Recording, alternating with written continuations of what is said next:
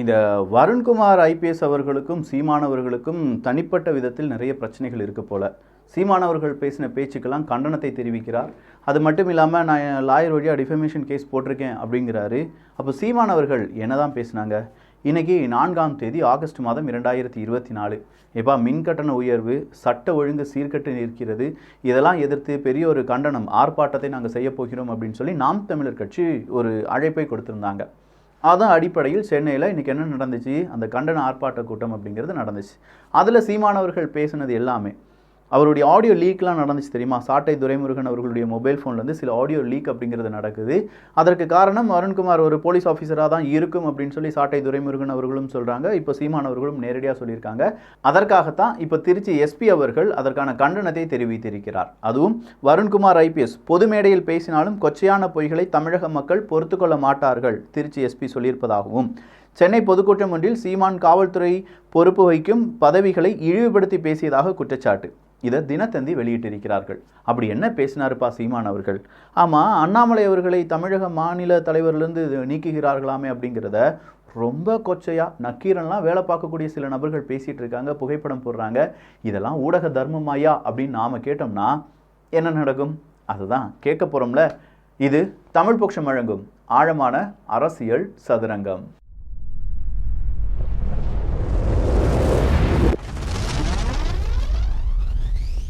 கேட்கப்பட வேண்டிய கேள்விகள் என்ன தெரியுமா? இந்த ஃபார்முலா 4 கார் பந்தயத்தால் தமிழ்நாட்டுக்கு என்ன நல்லது நடக்க போகுது அப்படிங்கிறது தான். இந்த தமிழ்நாட்டுக்கு நல்லது நடக்கிறதுலாம் ஒரு புறம் இருக்க, எப்பா உங்களுக்கு என்னதையா நல்லது நடக்க போகுது அப்படிங்கிறதே நம்ம கேட்டுருமே. அரசியல்வாதிகளுக்கு என்ன நல்லது நடக்க போகுது?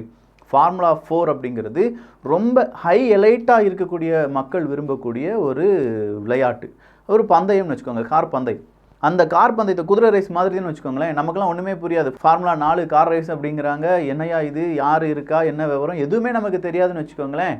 அப்போ அப்படி இருக்கும் பட்சத்தில் அது யாருக்கு நல்லதாக மாறப்போகுது அப்படிங்கிற ஒரு கேள்வி அந்த ஊடகங்கள் கேட்கணும் அப்படிங்கிறது தான் பலருடைய கருத்தாக இப்போ சோஷியல் மீடியாவில் நம்ம பார்க்கலாம். இதில் குறிப்பிட்டு உதயநிதி ஸ்டாலின் அவர்கள், திமுகவினுடைய மு.க. ஸ்டாலின் அவர்கள் அப்படிலாம் நம்ம கேட்கல. பொதுவாக நம்ம கேட்குறோம், அரசியல்வாதிகளுக்கும் மக்களுக்கும் இதனால் ஏற்படக்கூடிய நன்மைகள் என்ன அப்படிங்கிறதும். அந்த கேள்விக்கான பதில் கிடைக்காத அளவுக்கு நம்ம அரசியல்வாதிகளும் ஊடகமும் ரொம்ப பெரிய அளவில் அதை மௌனம் காக்கிறார்கள். யாருக்கு என்ன லாபம் இருக்குது அப்படிங்கிற ஒரு கேள்வி கேட்டு, இந்த ஃபார்முலா 4 ரேஸ் நடக்கிறதுனால நமக்கு இவ்வளோ முதலீடுகள் வந்துவிடும், கரண்ட் பில் இவ்வளோ கம்மியாயிரும், இதை தான் சீமான் அவர்கள் கேட்டாங்க. அடுத்ததாக அவர் கேட்கக்கூடிய சில கேள்விகள் இருக்குது. அந்த கேள்விகள் என்னென்னா, ராமரை செருப்பால் அடித்தார் பெரியார், அவருடைய உருவ பொம்மையை எரிச்சாரு பெரியார் அப்படிலாம் சொல்லும்போது, ஆனால் ராமருக்கே பெரிய அவமானத்தை சில அமைச்சர்கள் வாங்கி தராங்க, ரகுபதி அவர்கள்லாம் வாங்கி தராங்க. என்ன இது, ராமர் ஆட்சி செய்கிற மாதிரி இருக்குது அப்படின்னு சொல்லிட்டாங்க. இதை விட கேவலம் ராமருக்கு வேறு எதுவுமே இல்லை. இவ்வளோ நாள் அவங்க என்ன செஞ்சுட்டு இருந்தாங்க? ராமரெல்லாம் எதிர்த்து அரசியல் செஞ்சுட்டு இருந்தாங்க. இப்போ ராமரெல்லாம் எதிர்த்து அரசியல் செய்யவே முடியாது அப்படிங்கிற ஒரு கட்டம் வரும்போது, இது ராமர் ஆட்சி தான் நடந்துட்டு இருக்கு, ராமரே இந்த ஆட்சியை பார்த்தா வியந்து விடுவார் அப்படின்னு சொல்லி அவர் ஒரு பெரிய அளவில் டிஎம்கேனுடைய அமைச்சர்களை பார்த்து கேள்விகளை கேட்டுவிட்டார். இதோடு இந்த கேள்வியை நிப்பாட்டினாரா? இந்த மாதிரி அந்த வார்த்தையெல்லாம் யூஸ் பண்ணார். எனக்கு என்ன இதாக போச்சு அப்படின்னு சொல்லி கேட்டார். அப்போ உடனே சீமான் அவர்கள் மேடையில் கெட்ட வார்த்தை பேசினார் அப்படின்னு சொல்கிற தகவல் இன்றைக்கி ஊடகம் முழுவதுமாக பரப்பப்பட்டது.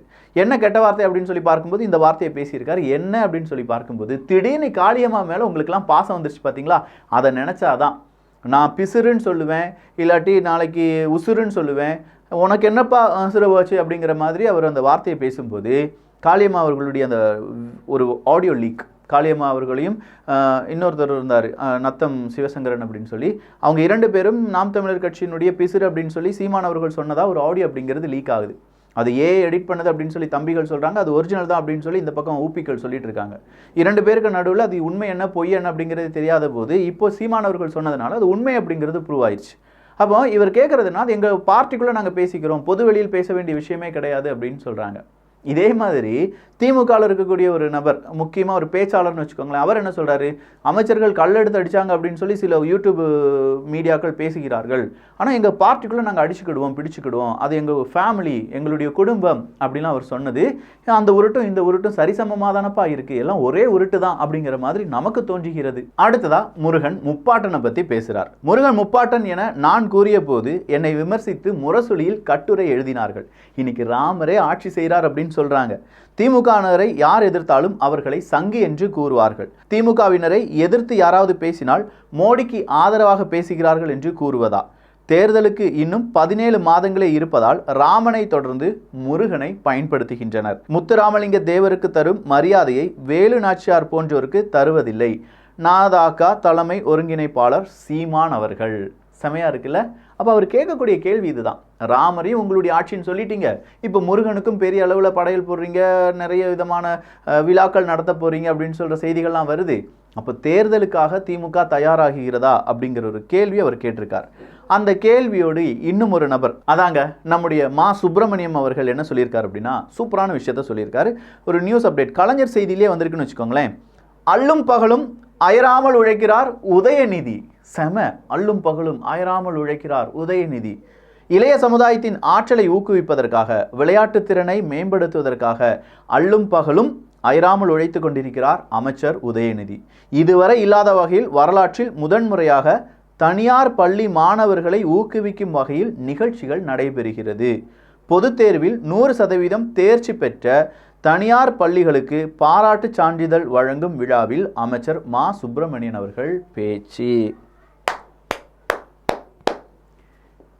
நல்ல செயல். அது என்னன்னா, இது கிடையாது. சத்தியமா சொல்றேன், இது கிடையாது.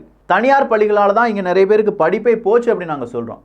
தனியார் பள்ளிகளால் எப்படா படிப்பு போகும்? டேய், அவன் ஏகப்பட்ட ஃபீஸை பிடுங்குறான். ஃபீஸை பிடுங்குறதோடு மட்டும் இல்லாமல் 100% தேர்ச்சி அப்படின்னு சொல்லி தேவையில்லாமல், படிப்பே இல்லாமல், எந்த விதமான நாலேஜும் இல்லாதவனை தேர்ச்சி பெற்றார்கள் அப்படின்னு சொல்லி அனுப்பி விடுறான்.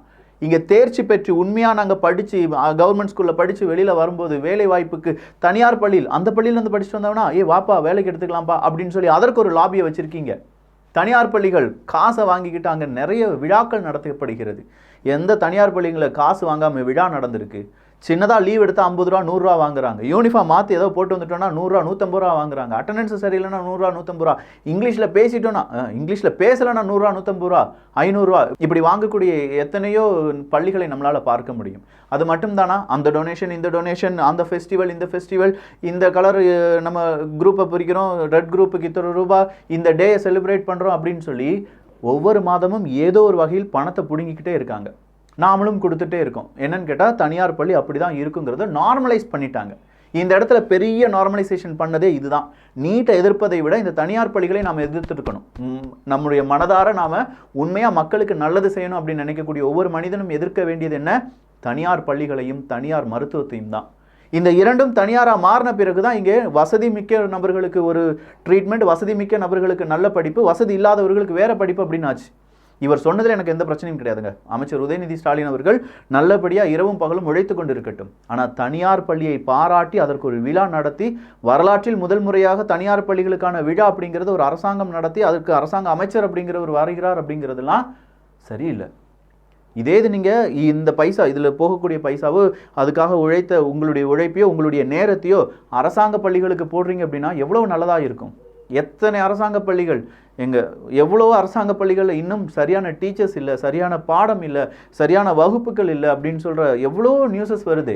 அதெல்லாம் நம்முடைய பார்வைக்கு வந்து அதெல்லாம் சரிப்படுத்திக்கிறோம் அப்படின்னு சொல்கிறத விட, அங்கெல்லாம் இருக்கக்கூடிய மாணவர்களை ஒன்றிணைத்து இவங்களுக்கு தனியார் நிறுவனங்கள் கூட இல்லாட்டி தனியார் இந்த மாதிரி ஆசிரியர்கள் இல்லாட்டி பள்ளிக்கூடம் கூட போட்டி போடுற அளவுக்கு அவங்கள வளர்த்து விடுறதானே அரசாங்கத்தினுடைய வேலை. அதை விட்டுட்டு தனியார் பள்ளி 100% தேர்ச்சி அப்படின்னு சொன்னோடனே, சார் இந்த 100% தேர்ச்சியை நீங்கள் அரசாங்க பள்ளியில் கொண்டு வாங்க சார், ஹேட்ஸ் ஆஃப்.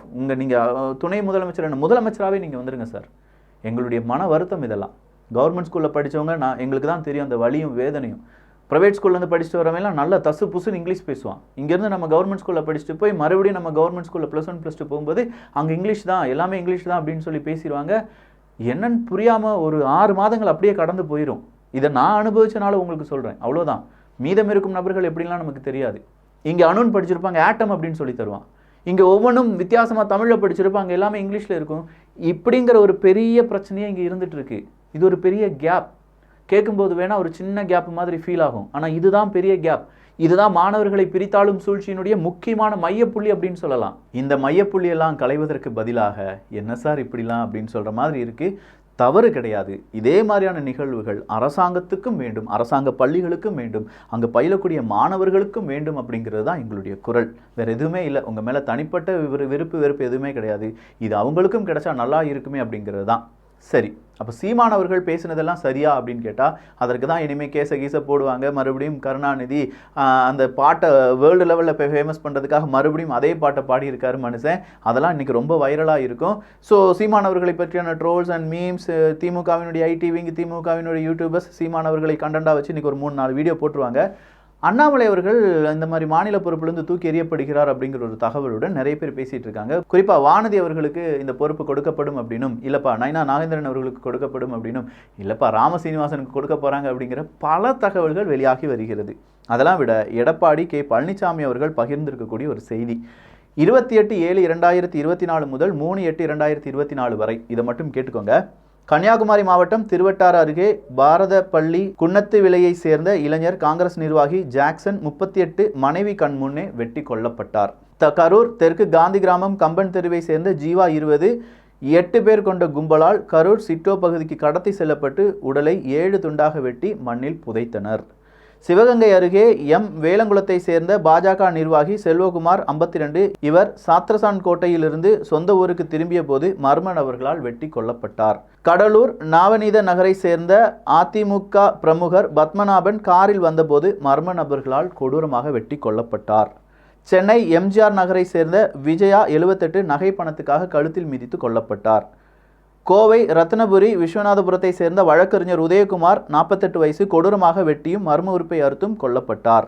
அவர் மக்கள் நீதி மையத்தினுடைய மாவட்ட பொறுப்பில் ஏதோ இருக்கார். திருச்சி மாவட்டம் மணப்பாறை சேர்ந்த மதுரை 58 குடும்ப தகராறு காரணமாக, அது மட்டும் குடும்ப தகராறு. நாகப்பட்டினம் வெளிப்பாளையம் பகுதியை சேர்ந்த தன் வீட்டு வாசலில் மர்ம நபர்களால் கொல்லப்பட்டார். இப்படி எடப்பாடி பழனிசாமி அப்படின்னு சொல்லக்கூடிய அதே தான் இபிஎஸ் தமிழ்நாடு அப்படிங்கிற அந்த ட்விட்டர் பக்கத்துலேருந்து இப்படி ஒரு செய்தி வெளியாகி இருக்கிறது. அந்த செய்தி என்ன சொல்லுது அப்படின்னா, சட்ட ஒழுங்கு சரியில்லை அப்படிங்கிறது இன்றைக்கி இபிஎஸ் அவர்கள் இந்த செய்தியெல்லாம் மேற்கோள் காட்டி பேசியிருக்கிறார். அடுத்ததாக வன்னி அரசு அவர்கள், அதாங்க விசிகா, இந்து மதம் வேறு இந்துத்துவா வேறு, இந்து மத பெரியவர்கள் தலைவர் திருமாவளவன் அவர்களை சந்தித்து வேளச்சேரி முத்துமாரியம்மன் கோவில் ஆடி திருவிழாவுக்கு அழைத்த போது அப்படின்னு சொல்லி கொடுத்துருக்கார். எனக்கு புரியலை. இந்து மதம்னு சொல்லுவாங்க, இந்து மதத்தில் தான் ஜாதி இருக்கும்பாங்க, இந்துத்துவா பெரிய அளவில் கோட்பாடு மிகுந்தது அப்படின்னு சொல்லுவாங்க. இப்போ வேறு மாதிரி உருட்டுறாங்க, இந்து மதம் வேறு இந்துத்துவா வேறு அப்படின்னு சொல்லி. திராவிடத்துக்கு எக்ஸ்பிளனேஷன் கேட்டால் திராவிடம் வேறு, திராவிட கொள்கை வேறு, கொள்கையால் இருக்கக்கூடிய திராவிடம் வேறு, நாம் ஃபாலோ பண்ணுற திராவிடம் வேறு, அரசியல் திராவிடம் வேறு, மொழி திராவிடம் வேறு அப்படின்னு சொல்லுவாங்க. ஆனால் உண்மை எதிரா அப்படின்னு சொல்லி கேட்டால் அதை இன்னும் சொல்லலை. இப்போ இந்து மதம் வேறு இந்துத்துவா வேறு அப்படின்லாம் சொல்லி கம்பு சுற்ற ஆரம்பிச்சிருக்காங்க. பார்க்கலாம், இன்னும் 17 மாதங்கள் இருக்குல்ல, நிறைய கம்புகள் சுத்தப்படும். நல்லதை பகிர்ந்து நீங்கள் வேணால் இதெல்லாம் பார்த்து சிரித்து அப்படியே போயிட்டோங்கப்பா, கடைசி 500 ரூபாய்க்கு ஓட்டுகள் விற்கப்படும், வாங்கிக்கோங்க அப்படிங்கிற மாதிரி தான் இருக்குது இந்த நாட்டினுடைய நிலைமை. நல்ல சமுதாயத்தை உருவாக்குவோம், உருவாகுமான்னு பார்ப்போம். நன்றி, வணக்கம்.